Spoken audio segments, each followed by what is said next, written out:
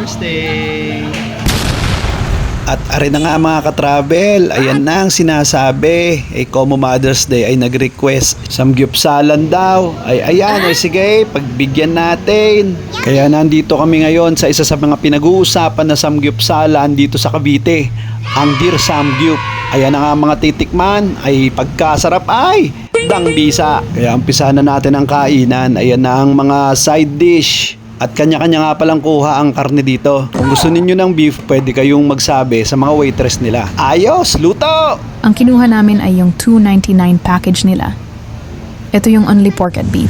Sulit na din kasi maayos at masarap ang timpla ng karne nila. Wow! Happy Mother's Day! Happy Mother's Day, Mommy! Hindi na kami sumabay sa Mother's Day talaga kasi alam nyo naman pag Mother's Day napakarami talaga nga lumalabas at kumakain. So, dito tayo, Dear Samgyup.